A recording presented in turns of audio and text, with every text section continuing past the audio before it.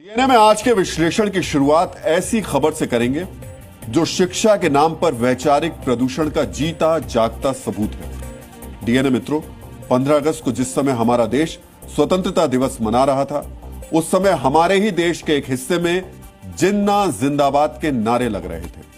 जिस जिन्ना ने भारत मां के 2 टुकड़े कर दिए, वहां अगर बंटवारे के 78 वर्ष बाद भी जिन्ना जिंदाबाद के नारे लगाए जाते हैं तो ये कोई छोटी घटना नहीं है। ये ऐसी घटना नहीं है जिसे आप नजरअंदाज कर दें। इसे गंभीरता से लेने की जरूरत है। शिक्षा के नाम पर किस तरह बच्चों के बीच जिन्नावादी सोच फैलाई जा रही है, इसे समझने के लिए आपको ये वीडियो ध्यान से देखना होगा।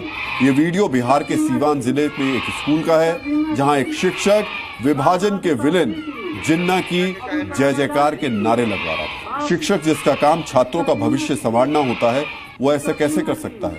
वो देश को तोड़ने वालों की जय जयकार के नारे कैसे लगवा सकता है? पहले आप खुद इस वायरल वीडियो में लगाए जा रहे नारों को सुनिए। तो पंडित जवाहरलाल नेहरू, लाल बहादुर शास्त्री और डॉक्टर कलाम जैसे महापुरुषों के साथ मोहम्मद अली जिन्ना की जय। वो जिन्ना जिसने धर्म के आधार पर इस देश को 2 टुकड़ों में बांटने का काम किया। वो जिन्ना जो पाकिस्तान का महानायक है। वो जिन्ना जिसने देश में सांप्रदायिक विभाजन को तेज किया। ऐसे खलनायक की जय जयकार करवाना किसी गुनाह से कम नहीं है। बच्चे स्कूल जाते हैं पढ़ाई के लिए, लेकिन अगर उन्हें देश का बंटवारा करने वालों की जय जयकार कराई जाएगी तो उन पर क्या असर होगा? अगर उनके दिमाग में जिन्ना जिंदाबाद की सोच पैदा की जाएगी तो वो आगे राष्ट्र निर्माण में क्या योगदान देंगे? यह घटना सीवान जिले के सरसैया गांव की है। स्वतंत्रता दिवस के मौके पर तिरंगा फहराने के बाद गांव के प्राइमरी स्कूल के शिक्षक मोहम्मद शमीम अंसारी पर बच्चों से जिन्ना की जय के नारे लगवाने का आरोप है। सीवान शहर से करीब 50 किलोमीटर दूर इस गांव में रहने वाले लोग हैरान हैं कि शिक्षक मोहम्मद शमीम अंसारी का जिन्ना प्रेम कैसे जाग गया। गांव के हिंदू और मुसलमान दोनों समुदाय के लोग शमीम अंसारी के इस जिन्ना प्रेम से बेहद नाराज हैं।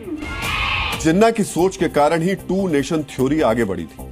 जिन्ना ने मुस्लिम लीग का नेतृत्व किया और मुसलमानों के लिए एक अलग देश की मांग की।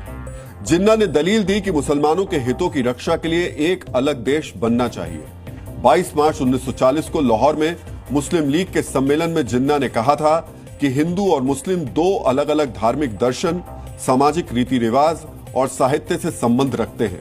ऐसे 2 राष्ट्रों को एक ही देश के अधीन बांधना निरंतर असंतोष और अंततः विनाश की ओर ले जाएगा। मुसलमान किसी भी परिभाषा के अनुसार एक राष्ट्र हैं। अंतर्राष्ट्रीय कानून के सभी मापदंडों पर हम एक राष्ट्र हैं। मुस्लिम लीग के लाहौर सम्मेलन के बाद ही भारत के विभाजन की मांग ने जोर पकड़ा। इसकी वजह से विभाजन से पहले ही देश में जगह जगह सांप्रदायिक दंगे शुरू हो गए। इन दंगों के जरिए ब्रिटिश सरकार और भारतीय नेताओं पर दबाव बनाया गया कि अगर दंगे रोकने हैं तो देश के विभाजन को स्वीकार करना होगा। 1946 में डायरेक्ट एक्शन डे की घोषणा से पहले जिन्ना ने धमकी दी, डिवाइड इंडिया और डिस्ट्रॉयड इंडिया, यानी बटा भारत या बर्बाद भारत। इसके बाद हिंसा शुरू हो गई थी। जिन्ना ने भारत के खिलाफ 5 विनाशकारी कदम उठाए थे।